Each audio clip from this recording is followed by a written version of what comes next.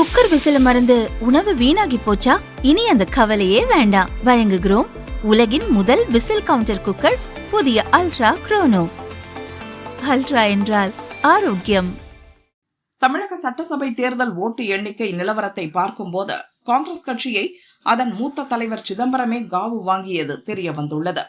தமிழகத்தில் தேர்தலுக்கு முன் காங்கிரஸ் எம்பிக்கள் திமுக கூட்டணியிலிருந்து விலகி தாவிகாவுக்கு மாற வேண்டும் என்று வெளிப்படையாக பேசி வந்தனர். அதற்கான முயற்சியிலும் ஈடுபட்டனர்.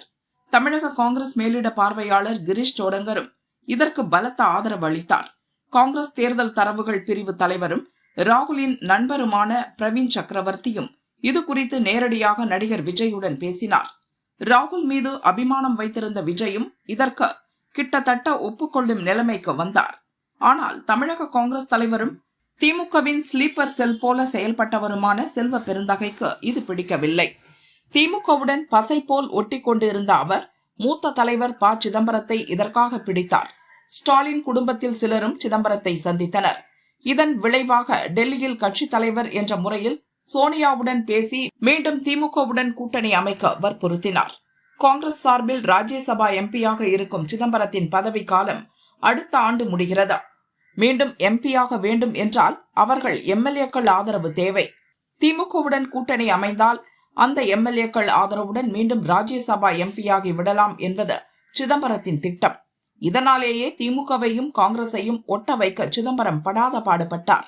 சிதம்பரம் கோரிக்கையை அடுத்து ராகுலிடம் சோனியா பேசினார்.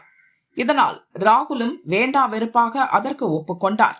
அந்த கோபத்தில் தான் தமிழகத்துக்கு பிரச்சாரம் செய்ய வந்த ராகுல் கடைசி வரை ஸ்டாலினை சந்திக்கவே இல்லை.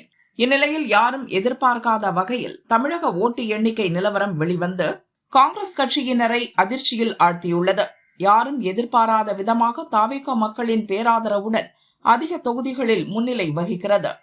இதை பார்த்த காங்கிரஸ் கட்சியினர் பலர் தாவேகாவுடன் கூட்டணி சேர்ந்திருந்தால் நிச்சயம் வெற்றி பெற்றிருக்கலாம், விஜய் அமைச்சரவையிலும் அமோகமாக இடம்பெற்று ஆட்சி அதிகாரத்திலும் பங்கு பெற்றிருக்கலாம், கட்சியையும் தமிழகத்தில் வளர்த்திருக்கலாம், சிலரின் சுயநலத்தால் எல்லாம் பாழாக போனதே என்று புலம்புகின்றனர்.